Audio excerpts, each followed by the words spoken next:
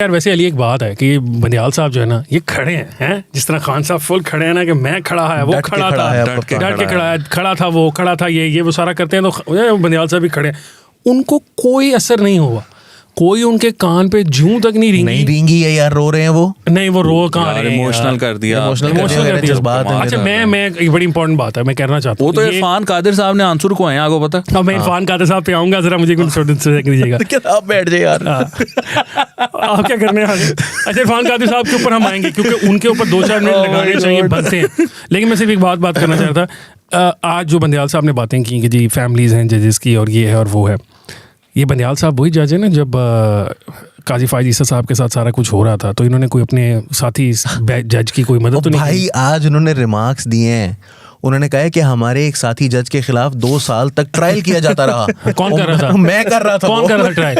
मैं कर रहा था। अच्छा वो ट्रायल के बाद आपको पता है कि उस फैसले का उसका फैसला क्या मतलब ये जज उस 2 साल के ट्रायल का फैसला पता है क्या है? हाँ। उस 2 साल के ट्रायल का फैसला ये कि ट्रायल खत्म करो। हाँ। और जस्टिस बंदियाल ने उस पर इख्तलाफी नोट लिखा है कि ट्रायल जारी रखो। हाँ, अब बताएं मुझे आप यार ये मतलब किसको, मतलब पूरी कौम को चुगत समझते हैं यार ये लोग।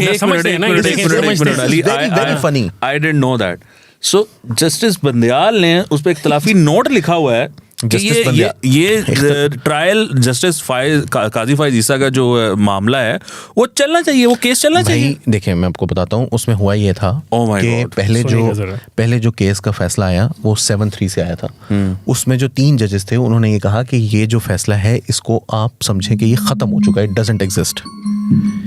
Doesn't exist.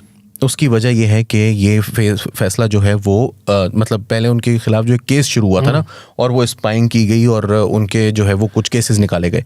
उसके लिए एक तरीका ये होता है कि अगर आपको इस तरह का शक होता है तो फिर आप सुप्रीम जुडिशल काउंसिल में जाते हैं और फिर उसके बाद जजेस ऑर्डर करते हैं कि इनका, और वैसे भी वो पूरे पाकिस्तान में हर शख्स का है कि अगर वो बाहर से कोई पैसा आ रहा है तो उसके जो इंटरनेशनल टैक्सेस हैं उससे वो बाहर नहीं जा सकती बात। इंटरनेशनल टैक्सेस वाले जो FBI के डिपार्टमेंट है वो डिपार्टमेंट जो है वो टैक्स कलेक्ट करेगा। उसका ये काम नहीं है कि वो किसी और इदारे को भेज दे, वो बताता फिरे कि जी इसका टैक्स रहता है, वो टैक्स कलेक्ट करेगा और टैक्स कलेक्ट कर भी रहे थे। उस डिपार्टमेंट से एक रिपोर्ट निकली कि जी ये इनका जो है ना वो बाहर ज़मीनें हैं, आप ये आपका काम नहीं है, आपको इजाज़त नहीं है, बल्कि आपने जो OGCD का, जहाँ तक मुझे याद पड़ता है उस इदारे का नाम है, उनका अपने एक गाइडलाइंस हैं और उनके साथ आपने एक मुआहिदा किया हुआ है कि आप की अगर बाहर मौजूद जो मुल्क हैं वो आपको बताएंगे कि आपके सिटीजन्स के यहाँ पर कौन से असासे हैं, आप उनसे टैक्स कलेक्ट कर सकते हैं। तो हम पाकिस्तान उसका सिग्नेटरी है। जो उसके सरबरा थे उस इदारे के, जो क्या कहलाता है DG इंटरनेशनल टैक्सेस के नाम से DG थे वो, उनका नाम था डॉक्टर अशफाक अहमद। डॉक्टर अशफाक अहमद साहब जो हैं उन्होंने वो केस बनाया और उन्होंने किसके कहने पर, ARU जो शहजाद अकबर साहब चला रहे थे, एसेट रिकवरी यूनिट के कहने पर वो केस बनाया। बशीर मेमन साहब ये कहते हैं कि उन्होंने डॉक्टर अशफाक अहमद साहब को समझाया कि आप ये काम ना करें, ये लोग सियासतदान हैं, फ़रोग नसीम चला जाएगा, आप देख लें चला गया, ये भी भाग जाएगा, शहजाद अकबर ये भी भाग गया, आप सरकारी अफसर हैं, आप ये हरकत ना करें। उन्होंने बहरहाल उन्होंने कहा कि नहीं जी नहीं, ये तो होना ज़रूरी है वगैरह वगैरह, और उन्होंने उसके अंदर फैसला उन्होंने जो है वो एक डॉक्यूमेंट दे दिया जो कि उनका इस्तेहकाक नहीं था। FBR के अंदर जो पहला फैसला आया वो ये आया कि आपने जो FBR के जो है वो एक कमिश्नर को ये ऑर्डर दिए गए कि इनके आप टैक्सेस की सारी इन्फॉर्मेशन चेक करें और फिर उसके बाद 100 दिन के अंदर हमें रिपोर्ट सबमिट करवाएं। मतलब 75 डेज़ था, फिर उसको कहा गया कि 100 दिन तक हो सकता है। कुछ अर्से के बाद उन्होंने 2 महीने बाद 3 महीने बाद एक रिपोर्ट सबमिट भी करवाई, लेकिन वो रिव्यू में गए काजी फायज ईसा साहब, और जब वहाँ पर फैसला आया तो वो आया 6-4।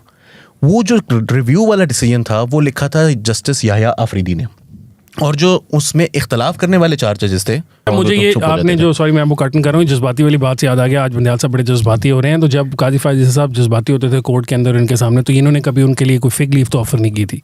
नहीं, चुप हो जाते थे। आई रिमेंबर कि वो, और काजी फायज साहब तो कभी नहीं रोए, उनकी अहलिया जो है वो एक मरतबा रो पड़ी थी और वो मुनीब अख्तर साहब ने जो है वो उनसे जो मतलब बड़ी बदतमीजी से कहते हैं कि बात की थी। अच्छा मैं आपको एक और भी इसमें बड़ा मज़ेदार एनेक्डोट है, वो ये है कि जो काजी फायज ईसा साहब वाला केस था उसके दौरान भी इस तरह का वाक़या हुआ कि जस्टिस मकबूल बाकर जो हैं वो कोई क्वेश्चन कर रहे थे और जस्टिस मुनीब अख्तर जो हैं वो उनको आगे से जवाब दिए जा रहे थे और उनको क्वेश्चन नहीं करने दे रहे थे। तो मकबूल बाकर साहब जो हैं वो उठकर चले गए थे कि ये क्या तरीका है कि मैं, और मुनीब अख्तर साहब उस वक्त काफ़ी जूनियर थे, आज से 3 साल पहले। तो जस्टिस मकबूल बाकर साहब जो हैं वो बाकायदा उठकर चले गए थे और कोई 20 मिनट कार्रवाई रुकी रही थी। कार्रवाई के बाद फिर वो जस्टिस उमरता बंदयाल गए, सबको मनाकर वापस लेकर आए और फिर उसके बाद वो केस फाइनली जो मैं बात करना चाहता हूँ वो ये है कि जस्टिस अमीनुद्दीन खान जिन्होंने कल फैसला दिया है, जो कल बेंच से उठे थे, आज जस्टिस मंदोखिल उठे हैं। जस्टिस अमीनुद्दीन खान जो हैं वो एक नए इंडक्टी थे क्योंकि वो साहब जो रिटायर हुए थे उनकी जगह वो आए थे और उन्होंने वो जो 5-5 का बैलेंस था वो 6-4 की फेवर में टिल्ट कर दिया, which is why justice Aminuddin Khan also doesn't sit in any of the constitutional cases. अब नाज़रीन ये देखें, ये जो बात अली ने बताई है ना, ये बड़ी इंपॉर्टेंट बात है। इसमें ये है कि आप जो पाकिस्तान के अंदर कॉन्स्टिट्यूशनल इंपॉर्टेंस के केसेस थे या इस किस्म के थे, उनके अंदर इनमें से किसी जज को बैठने का मौका नहीं मिलता।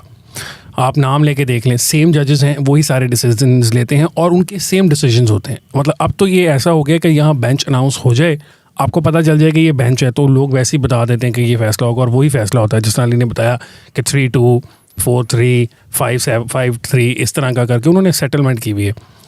अगर इस सब के बाद सुप्रीम कोर्ट के अंदर से ही आवाज़ें आ रही हैं ना, हमने तो फैसला नहीं लिखा, काजी फायद ईसा साहब ने जो फैसला लिखा कि जो सुप्रीम कोर्ट का चीफ जस्टिस है उसका सू मोटो लेने का जो इख्तियार है वो लामहदूद नहीं है। अगर पार्लियामान ये कह रहा है तो एक अगला जो आने वाला चीफ जस्टिस है जिसने 4 महीने 5 महीने में चीफ जस्टिस बन जाना है, वो खुद अपना एक आने वाला जो उसको राइट मिलेगा ना 5 महीने बाद, ये राइट उसी का ही होगा कि वो सू मोटो जिस मर्जी बात पे लेता रहे, लेकिन वो खुद कह रहा है कि ये तरीकाकार ठीक नहीं है।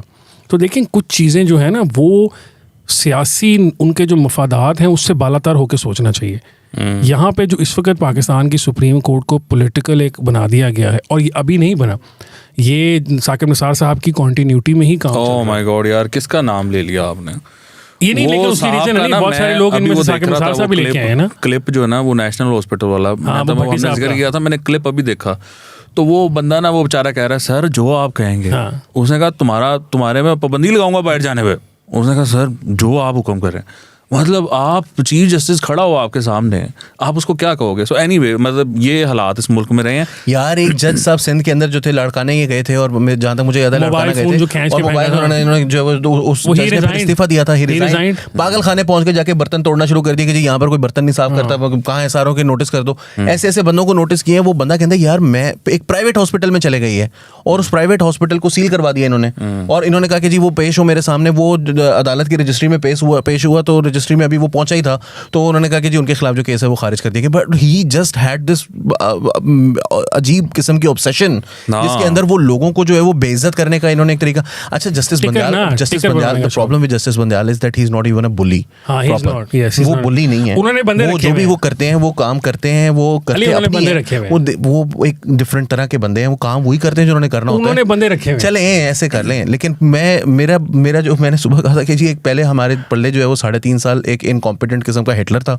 उससे काम नहीं हो रहा था। हिटलर वाले सारे काम उसने करे थे, होंदे कोई नहीं सी होने को लो। ये अब इनकॉम्पिटेंट किस्म का साकिब निसार जो है वो मतलब हमारे साथ हैं, वो उनसे वो काम सारे वही करने हैं जो Saqib Nisar, but he can't keep his court together. जो इफ्तिखार चौधरी साहब की यही काम थे ना, तो इफ्तिखार चौधरी साहब वाला ही केस चल रहा है मुस्तकिल, लेकिन इफ्तिखार चौधरी की तरह जो कोर्ट को इकट्ठा रखना है वो उनसे नहीं किया जा रहा। होना देखें काजी फायज ईसा को किसी केस में, देखें बहुत सारे केसेस ऐसे होते हैं जिसमें आप छोड़ भी सकते हैं कि यार ये केस में फैसला अगर उसके हक में आ जाए क्या फर्क पड़ता है, कोई बात नहीं। तो काजी फायज ईसा साहब को केस में यहाँ पर जस्टिस अभी कुछ लोग कह रहे हैं, मैंने अभी देखा थोड़ी देर पहले कि वो कुछ वकला जो थे वो तनकीद कर रहे थे जस्टिस काजी फायज ईसा के फैसले के हवाले से।